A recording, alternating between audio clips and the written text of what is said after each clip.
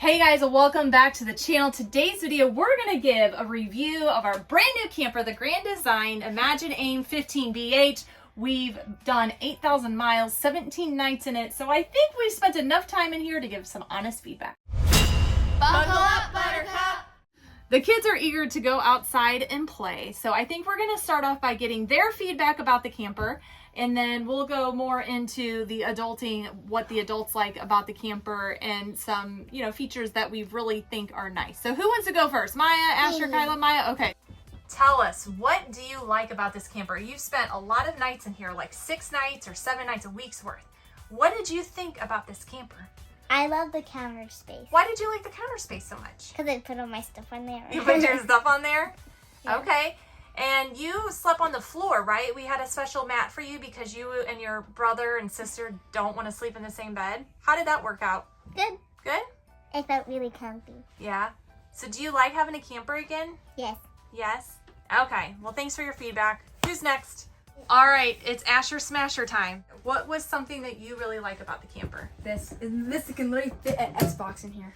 It can fit an Xbox, but we have not been camping where there's electric, so we can't use an Xbox. Oh, it will one day. One day. So that is your most favorite thing? Secret gaming room in this camper. Secret gaming room. So that is your favorite thing about this camper? Yeah. Okay. That and the oven. It's so tiny and so cute. You like it that it's so tiny and cute? Yes. Such a random thought for a child, but you know what? I like it. All right, Kyla, now it's your turn. Then you guys are free to go about your business. What did you like most about this camper? This thing. The control panel. Yeah, the control panel. Interesting. Why is that? Every night I would come in here, it was always like dark outside, and I would have so much stuff in my hands, and I was always like worried I was never being able to like find the ceiling light, and it would just like light up motion censored. So I really liked that. It was very like handy. It also comes in handy in the middle of the night if somebody has to go potty. Yeah. It's kind of like a built-in night light where it's not staying on the entire night, Yeah. but it's motion censored. In fact, just taking a look at it, I'm pretty sure this is where the motion sensor is. And this does have a purpose. This is the control center for the whole unit. So this is where you're gonna find, the tank levels for your fresh black gray water, your battery, as you can see, completely charged. Ceiling light, exterior light, the water pump. And then this is where you control your awning. And then over here is also the water heater and then the heater for, if you get cold. So what else? It looks like you got something else to say. Yeah. So, okay. This thing, what USB? Oh, the USB charger? Yeah. I like how the USB chargers like work without electric, so you can like charge your phone and stuff without having electric. So I like that too. And I like these shelves. You like the shelves? Where did you sleep? Right here. Yep. Here, let's pull it. Show them how you pull it down. Okay. So this is where Kyla slept. Yep. Asher, where did you sleep? Right here. Right here. And this folds down to the bed. Why don't you show them? Because you actually made your bed. What's really cool is you don't have to lift anything up. There's just little latches. You got it. There you go. What's your favorite thing about camping? I know. What? Going to different places. Going to different states, places? Different countries, yeah. Different countries? Different states. I don't think we're going to go out of the U.S. Is there anything else you want to let everybody know before Mom and Jim start talking? Yes, Color yes. scheme is pretty. Color scheme is pretty? Yes. I'm going to just kind of go over some of the things I really liked about the camper. The one thing that we used a lot were these hooks. I knew they were going to come in handy. We would hang trash bags, our coats, leashes. I even had like a little bathroom organizer here. The amount of counter space and storage, like with cabinets, is plentiful, especially when we had all 5 of us in here. So there's plenty of cabinet space everywhere.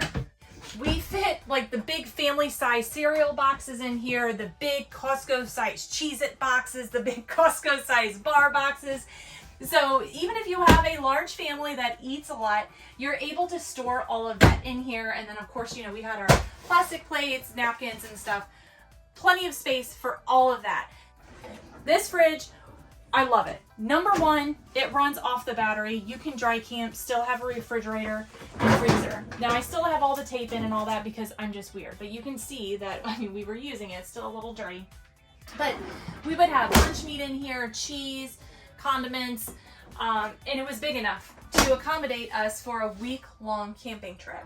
Since there's no designated closet for this camper, we kind of use this as the closet area. So each kid got a drawer, and then in here I had this section and Jim had this section, which was plenty of space for clothing and everything like that. When I first saw this bathroom, I'm like, you know, this is pretty smart for a small size camper and to utilize this space to the best of your ability. Let's start with the shower. Okay, plenty of space. I'm 5'6".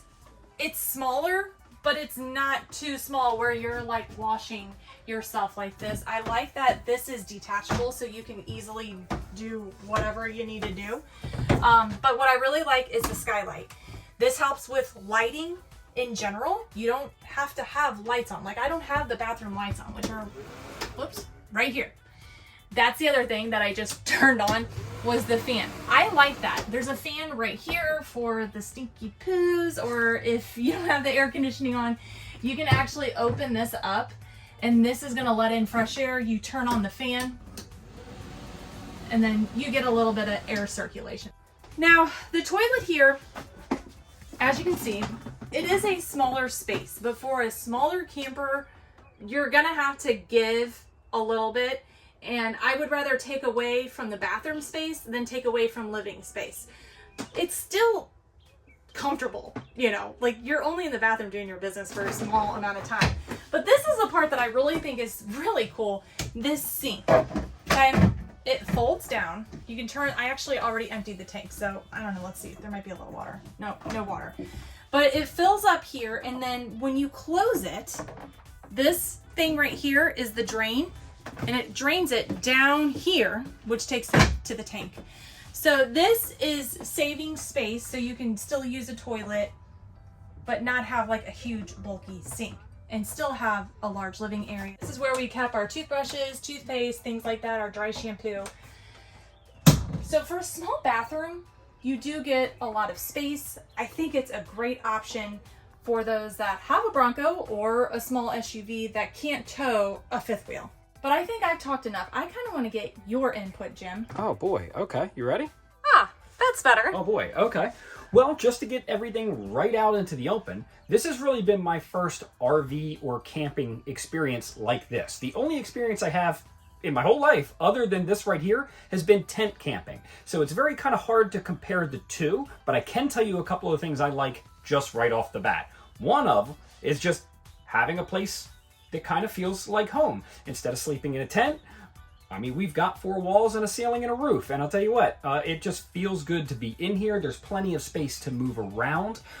Even when KRISTA and I went just kind of as 2 people together, there was plenty of space, but what about with the kids? You know, there was a lot of space still. I mean, look at all the places to sit.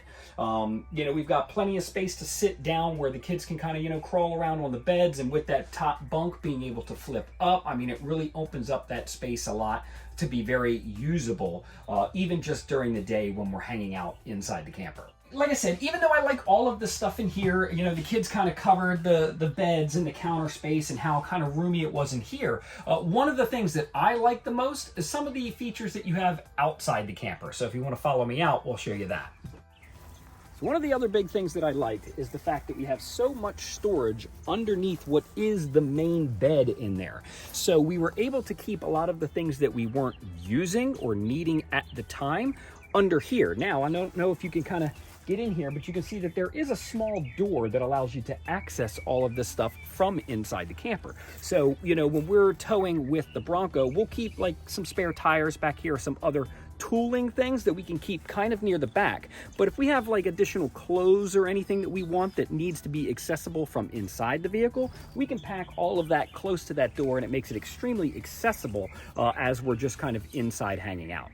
So once we come over here, here's a much larger way to access that under storage here, which is really cool. So if you got some bigger items and stuff like that, it's a lot easier to get in and out instead of that back. But another really cool piece is this whole control center here.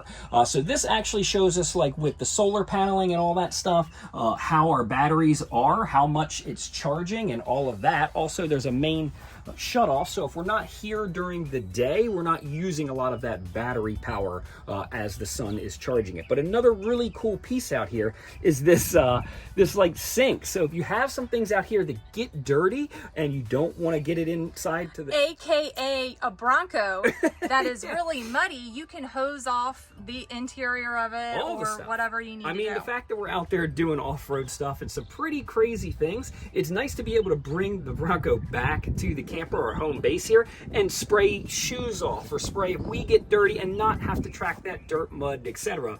into the camper. It's just a nice little piece to have that makes everything super cool. Also, I think some of you guys have asked where the tanks are. So right here is the nozzle for the black tank and the gray tank. This one is the black tank, that one is the gray tank. You just pull that out, it's gonna come over here. And then the other output for the gray tank is right here. This is for the kitchen area. You also have the scissor jacks. And then out here are, I'm just gonna kind of show you a walk around.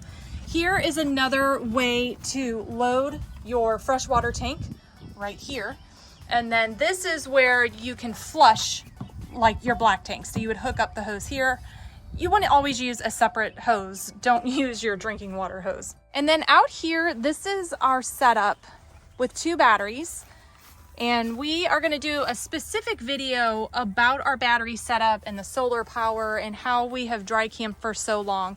But this is just how it's set up out here. We got the 2 propane tanks, the jack.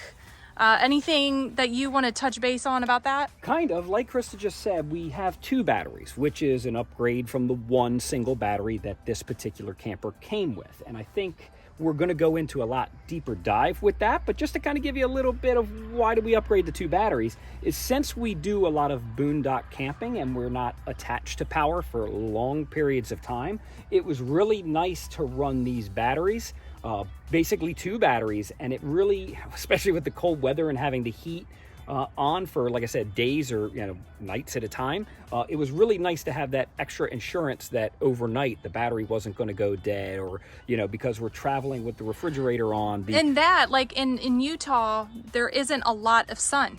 Oh yeah, absolutely. So we wanted to make sure that we had enough power to get us through. In that trip, once again, you're dependent so much on the weather. So if you're going long periods of time or days where you could have overcast and you're not getting that solar charge, I'll tell you what, having 2 batteries running in parallel is going to be exactly what you're looking for. Yeah. And then if you go up here, you might see this little drip spout. That's actually a little gutter, which is really nice for when it rains. It's going to keep it from pouring out.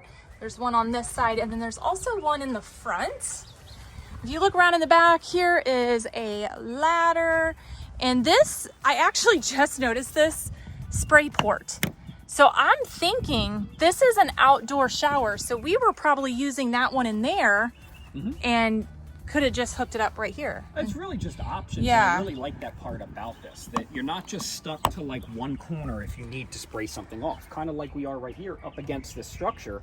We needed to spray something off. Instead of having to swing the whole camper around or set up on the left-hand side of the camper, we can just hook a spray port up here and everything's accessible from the other side. Do you want to climb up on top? Why not? That sounds like a blast.